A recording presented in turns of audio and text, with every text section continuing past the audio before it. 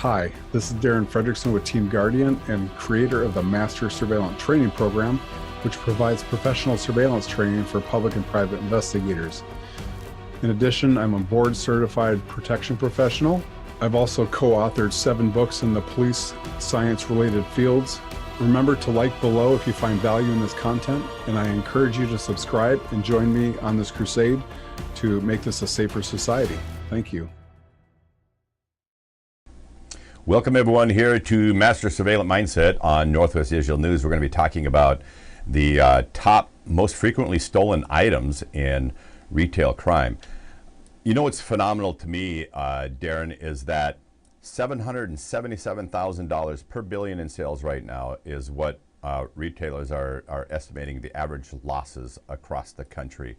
It's just absolutely mind-blowing. It is. It's a way to make money, and you know, whether you're a drug addict or whether you're a business person, you're reselling the items, or you're just looking to make money. Either way, as an individual, it's with the advent of the online marketplaces, it's really opened up the market actually worldwide for stolen goods. Mm-hmm. So, for the benefit of our viewers, left to right on our screen, Darin Fredickson, Kevin Hunter, and Kyle Torgeson. And we're going to cover these top 10. You can actually find these on a few different sites if you want to follow along with us, but Darin's going to provide some details on each of these. Darin actually has been doing surveillance and undercover work for a good many years, and we have some video footage that we want to share with you at the end, but we're going to give you a heads up. There's some really graphic stuff that shows up, and this is with regard to some of the wounds associated with drug use. But many people are using these stolen goods to support a drug habit, and that's the unfortunate truth of what's happening here in our country. So let's get started, Darin, talking about number one. The top one on the list is designer clothing. Yes, so designer clothing is obviously expensive. It's popular. Levi's is one of the top stolen items. And when I say top stolen, it's not just, when it's professional, it's not just 1 or 2 pairs. They literally will, it's organized, they'll come in and grab the entire table full of Levi jeans. Mm-hmm. And a lot of times it happens really fast. They come in, they run, they grab it. They're called grab and runs. Mm-hmm. And they'll have a getaway vehicle waiting right outside the door. And that's why loss prevention pays a lot of attention to those top stolen items. Mm-hmm. There's actually professional groups from other countries that are notoriously targeting these, and some of these jeans actually go to foreign countries because the demand for them is incredible. So they don't even necessarily go back to our streets, they go out of country. Mm-hmm. That seems incredible, because we actually import a fair amount of clothing into this country from other places, so we have people stealing it here and then sending it back overseas. Absolutely, yeah, it goes on to the black market. Sure. So number one on the list was designer clothing. Number 2 was denim pants, which Darin just mentioned. Number 3 are razors. So razors, guys and gals, you know how expensive the refills are. Mm-hmm. And these groups, usually it's the drug addicts or the professional groups that will target these. These, if you go online onto some of the online marketplaces and you see these items on there, and they're not necessarily going to be half price, but a lot of times they are. Usually if they're half price or 60%, they're stolen. And we actually, as a society, somewhat contribute to the theft because we go online and we want a good deal. So mm-hmm. we'll go out and buy these items because they're fairly inexpensive, but that's just creating a marketplace for these illegal fences. They're called, a fence is basically a reseller of stolen property, where they actually have groups that go out and just target items like razor blades. Mm-hmm. It's considered a consumable because you use it up on your men on your face, women on your legs, underarms, and these are expensive, $20 to $30 for refills. Mm-hmm. So it's a consumable that there's always going to be a demand, and they're expensive. So this is also an easy one to hide in their clothing, is it not? Oh, sure. They're very, very small. So, I mean, you could grab 5 packs of razor blades refills and you have a couple $100 worth of refills. And that's why if you go into your stores, you'll notice sometimes they have the little clickers, or there's actually security devices associated with these items because they're just stolen at such a high level. I've noticed that more and more and assumed that was exactly the reason. Well, number 4 showing up on the list is infant formula. And I'm kind of blown away by the fact that they're stealing this to begin with, and then you mentioned about where it's going. So go ahead and share that. So some of it ends up on your online marketplaces, your local. I don't want to mention names or anything, but if you're a new mother and you need formula, you can definitely buy it inexpensively on local resellers on your apps. Mm-hmm. But a lot of it, the large volume of it, ends up being packaged up and shipped overseas. China is actually a huge consumer of black market formula from the United States. That's Mm-hmm. because they have concerns in their country about producing it. They had a problem a few years ago where that some children were poisoned. So the wealthy in China do not trust the Chinese formula, and they will only buy U.S. produced formula, and thus it's on the black market because the U.S. produced formula isn't supposed to be on the streets over there. So it literally will get stolen over here. And then also you have the WIC formula program, or the WIC program, where new mothers get free formula. Well, free. They get it from the government, Mm-hmm. and that actually they sell a lot of that Mm-hmm. as well, just because they can make money. So whether it goes onto the street for a new family that just doesn't have the money for formula and they want a savings, or whether it's going overseas, baby formula is a consumable, and thus because it's an expensive consumable, it's stolen at a high level. The, the volume of it is just unbelievable. I've worked numerous formula cases. I worked actually one of the largest formula distribution organizations in Arizona. I worked it all the way from the people stealing on the street to a mid-level fence to a high-level fence, and she was shipping it actually to the East Coast, and then it was going to China. So it was a Mm-hmm. large case.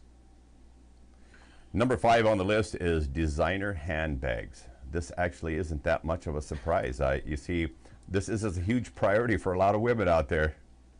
Oh boy, whether it's a group of individuals that run into a store and grab all the purses and run out, or whether it's an individual that has safety removing devices where they can take off safety features and alarms, handbags are always going to be a top priority item just because of the value. Mm-hmm. Is the distribution for these basically here in the States, or do they go overseas too? As far as I know, most of it is local, and Okay. the hard thing, and where you want to be a savvy consumer, is are you actually buying a handbag cheaper that maybe was stolen? Like if a deal seems too good to be true, oftentimes it is. But there's a lot of counterfeit handbags. I've worked some of them cases, and so you don't even know what you're buying for sure. You might be buying a counterfeit one, which is just as bad as buying a stolen one, in my opinion. But Mm-hmm. now you're not even getting the real thing. That's correct. Number 6 on the list is laundry detergent, and more specifically, the Tide products. Boy, they love Tide. It's called liquid gold on the street, and usually it's drug addicts that are looking for quick money for a quick fix. And whether it's Tide liquid or Tide pods, those items are stolen. Uh, Probably every minute they're being stolen somewhere, and they're quick to sell. You can go to a laundromat and sell it. You can go online and sell it through Craigslist or some of these other apps Mm-hmm. quickly in bulk, and you get your money. I've worked cases where the individuals stealing these are actually going straight to the drug house Mm-hmm. and trading them straight up for drugs.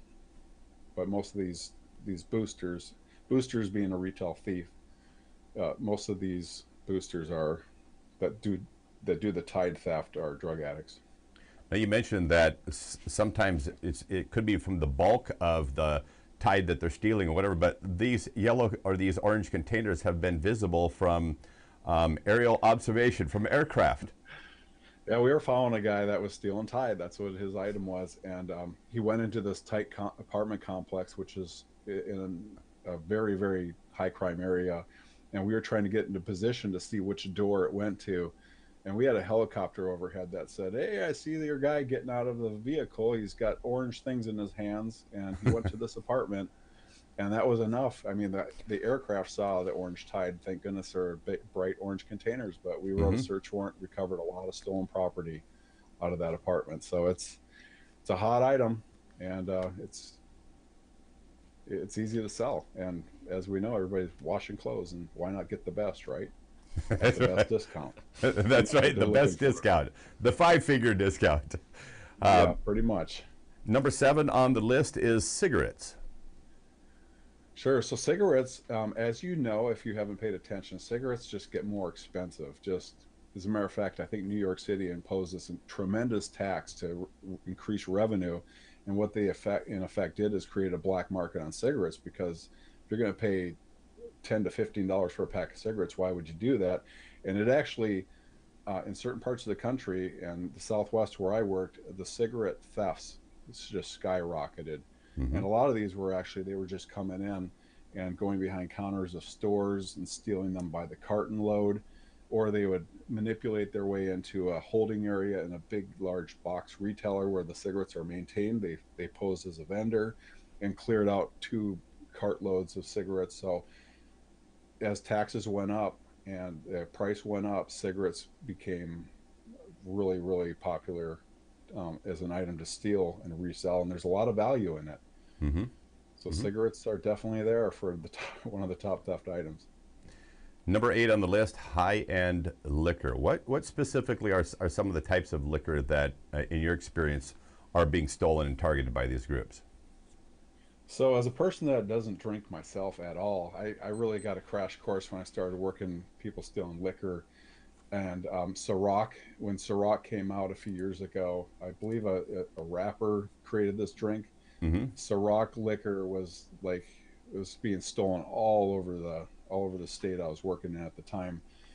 There's Grey Goose, there's vodkas, there's Hennessy, Remy Martin. Like I really got a schooling on liquors and vodkas and all the different types of drinks that were out there, and you could actually see based on what type of drink it was, which buyer on the street was which ethnic group was actually buying Hmm. those liquors, because as we know, certain ethnic groups prefer certain liquors. And so I could actually tell even when it was being stolen where which neighborhood I was probably going to or which area of the city I was going to based on what they were stealing. And of Hmm. course we would follow them and watch them do a street sale. Sometimes it was being sold into bars and then being used by the bars, obviously. But liquor is expensive, and it's it's one of those items that, I mean, they'll fill a whole shopping cart and go out the door with it. And worked a lot of liquor cases in And my this doesn't days for seem like a sure. really easy item to hide in clothing, but yet Kyle and I both know an individual that went to an event, or we're not going to name any names, but we know somebody who went to a local event, was just wearing a pair of cargo shorts.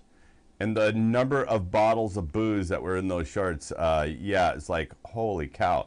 He was Those basically stealing booze off the tables and having himself his own little private party. the, But it was pretty.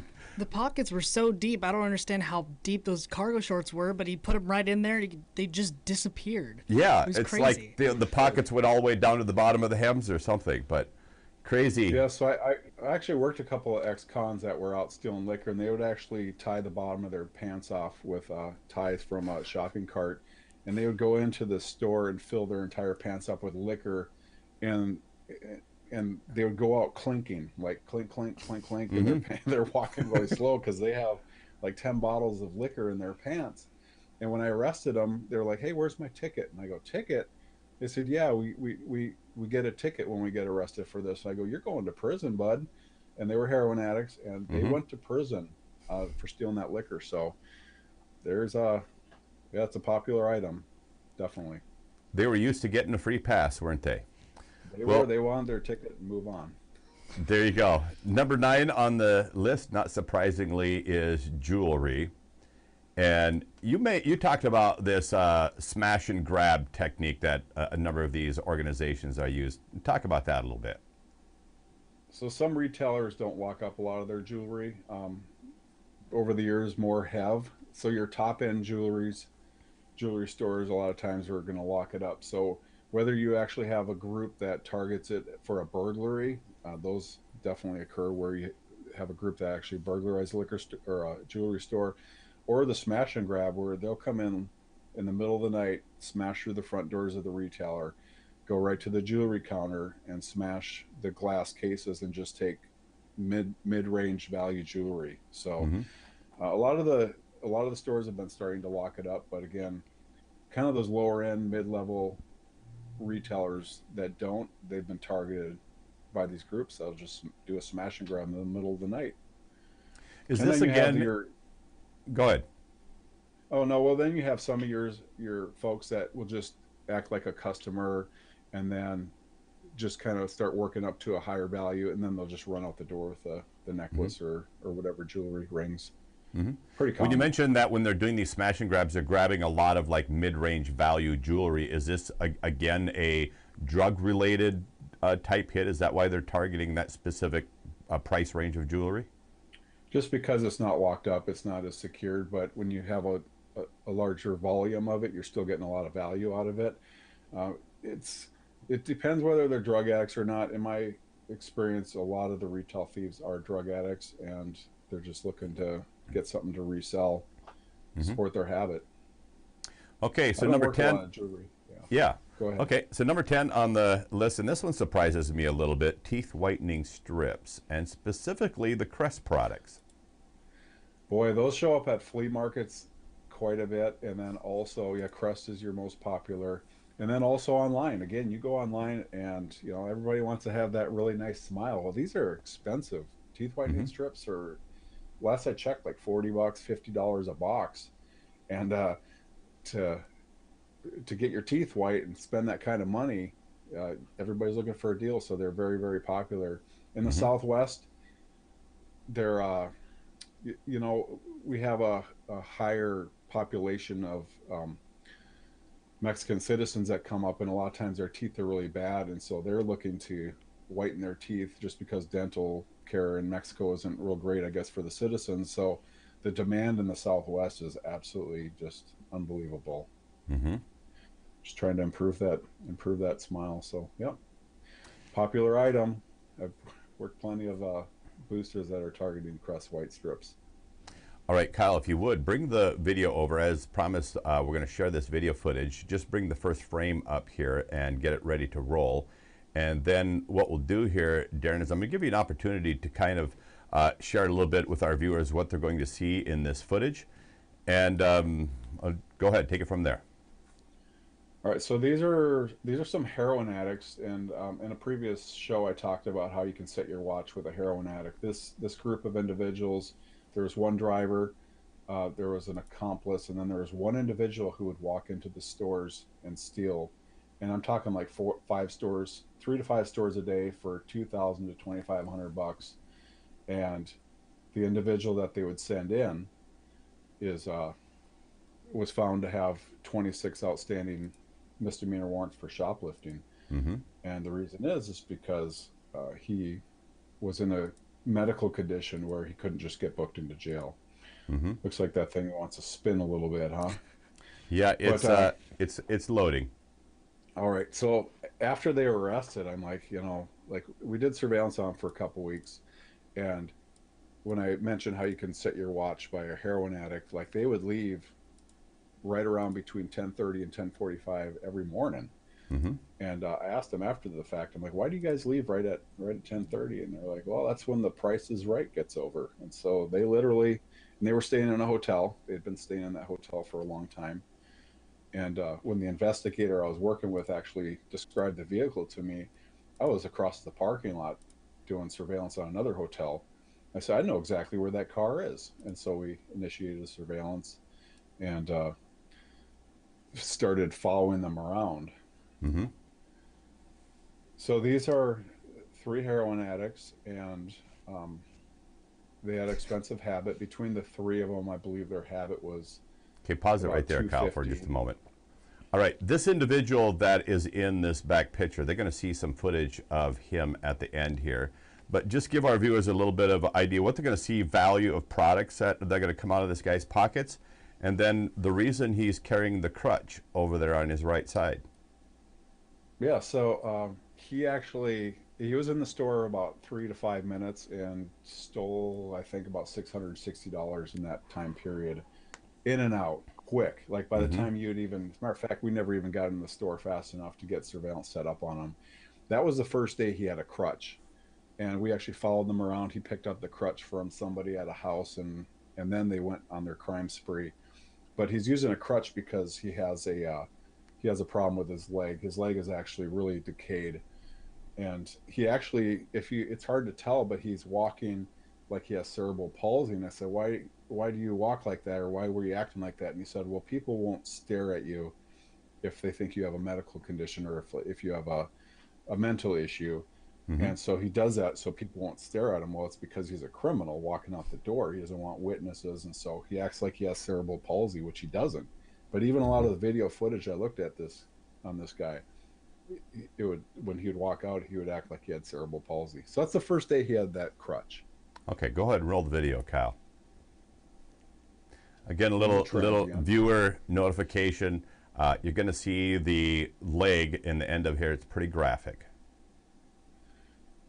So they were getting really close to a fence that another police department was working, and so we only let them hit two stores, and then we decided, you know what, we need to get this guy arrested, because if they go to that fencing location and sell the merchandise, then we can't recover it because we can't go into that store. It was actually going to a secondhand store. Mm-hmm. So this was the release of Iron Man 2 Blu-ray, and those are, I think, about $30 a piece. And whenever a new video would be released, they would just go out and just steal all the ones that they could find. There's your Crest whitening strips. There's your razor blade refills. And of course, DVD, it doesn't make the top list, but, and especially now, DVDs aren't as popular with all the streaming devices. But during this time period here, DVDs were extremely popular Mm-hmm. for theft and resell. So There's in some these more pockets Crest and white stuffed in strips. his pants, he's got getting close to $700 worth of stuff in these pockets. Oh yeah, that's, I think it was about $660. There's the driver. All he did is drove, and he had Mm-hmm. a major bad sore on him as well. So this here, Okay, pause the video here real quick, Kyle, so Darin can give a little preview on this. yeah. So these gals are wearing gloves because I warned them that these individuals are all full of sores, may have MRSA, and this is the group that I actually called the county hospital and said, I got three individuals that I'm going to be bringing to the hospital to get released, to get booked. So I made reservations. First time I ever did that in my whole career. Made reservations at the hospital, and I actually had them identified about a week before. And the patrol officer that pulled this car over said, "Hey man, you got a guy in here with 26 warrants for shoplifting." I'm like, "Yeah, it sounds good." I said, "Just book him. We'll follow him from the jail." He goes, Mm-hmm. "I can't book him." And I go, "What?" He goes, his leg. It's, I've never seen something so bad. He actually sent me a photo on his phone. It's the worst leg sore it's the worst sore I've ever seen in my life. So that's what you're about to see. If you do have a weak stomach, you probably don't want to watch it. It's pretty graphic, but as a matter of fact, his leg ended up getting amputated at the hospital. But this is the reality of a heroin addict who will do anything they can to get their drug, and that's why they're stealing $2,000 a day, because they sell it at about 10% value. So they're getting 200-300 bucks on it, and then that buys their heroin, a hotel room, some gas, cigarettes, and food. They do this every day. This is their cycle. So for people in our viewing audience, we were debating whether we were going to share this part of the footage or not. I want to share it, and for this reason, that drug addiction, the opioid epidemic, all these things in this country are just going through the roof. And these are the kind of choices that you're making for your own life, your own health, etc. So go ahead and roll the rest of the video here, Kyle.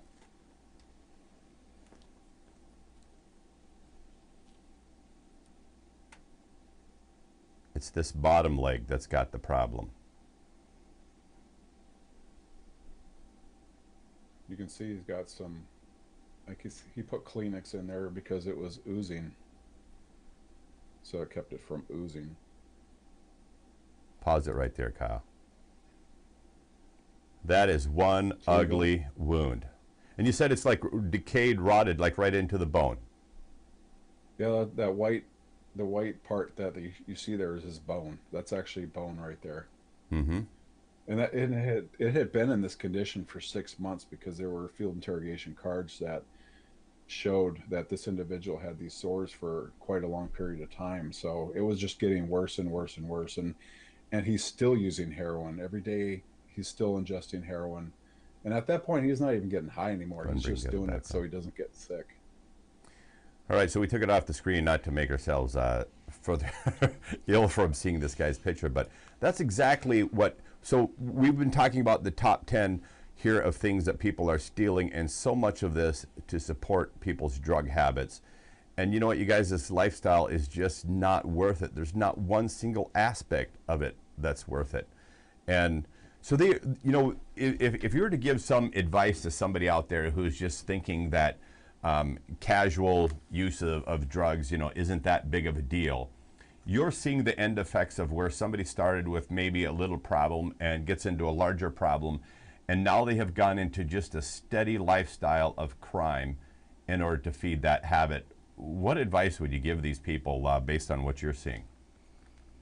I'll give you the same advice these two of these three individuals gave me, and at some point when I interview them later on, I asked them, I said, how'd you get into this? And one of them said, straight path, dude. Started with alcohol, marijuana, and then I went into it. Same with another guy. So these guys themselves said, you don't want to end up like me. And none of them, when they started, ever anticipated they would be living on the street in a hotel, living day by day. When they first started drinking alcohol underage, first started using marijuana, and that's where they ended up. And I actually show this video to children. I've done a lot of education over the years in schools and church groups, and I show this video if they're age appropriate, because this is the reality that a lot of times isn't seen with drug use, and the choices and the consequences of just starting down that path.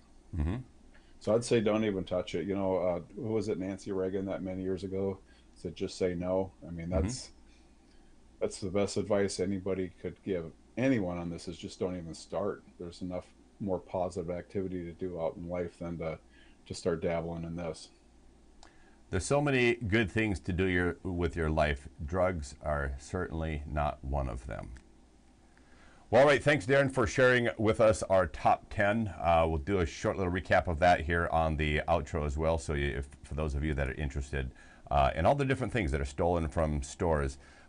Don't be one of those people that's out there stealing stuff, because somebody like Darin Fredickson is going to catch you and put you behind bars. And never just get started in that drug addiction problem, and save your life. Everybody around you is counting on you making good choices. Kevin Hunter here on Northwest Digital News and on Master Surveillant Mindset. You've been watching Darin Fredickson, Kevin Hunter, and Kyle Torgerson here on the broadcast. Special thanks to everybody who joined us on Twitch TV, on Patreon, on YouTube, and of course our Facebook pages. Till next time, take care.